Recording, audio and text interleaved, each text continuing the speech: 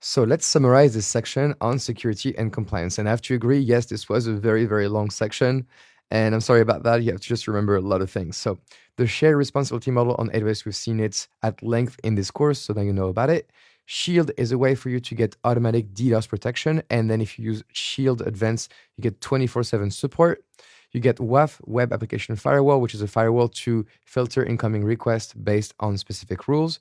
KMS to manage your encryption keys on AWS, Cloud HSM to have hardware encryption, and this time it's not AWS that manages the keys, it is ourselves that manages the encryption keys. AWS will only manage the hardware behind it. ACM, so AWS Certificate Manager, is a way for you to provision, manage, and deploy SSL and TLS certificates and to get in-flight encryption. Artifact is going to give you access to compliance reports such as PCI, ISO, etc., etc. GuardDuty is a way for you to find malicious behavior automatically by analyzing VPC logs, DNS logs, and CloudTrail logs. And Inspector, you'll find software vulnerabilities in EC2, ECR container images, and Lambda functions. Next, we have Config, which is allowing us for compliance to track configuration changes and also create rules to check compliance of these resources configuration over time. Macy is a way for us to find sensitive data, for example, PII data, so personal information in Amazon S3 buckets. CloudTrail is a way for us to track API calls made by users within the accounts.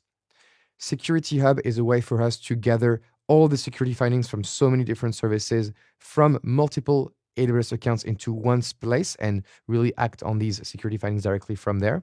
Detective is in case we have a security finding, how do we get to the root cause very quickly? And this is with Detective, which is going to link up all these services together and help you with that. The abuse team is a team that you report to when you see abusive behavior by using AWS resources for abusive or illegal purposes. And you either have a form or you send them an email. And then you have to remember, I think, the four most important things that a root user can do in your account. It can change the account settings. It can close your AWS accounts. It can change or cancel your support plan, or it can register as a seller in the reserved instances marketplace. And we have IAM Access Analyzer to figure out which resources are shared externally outside your zone of trust. So that's it. I hope you like this lecture, and I will see you in the next section.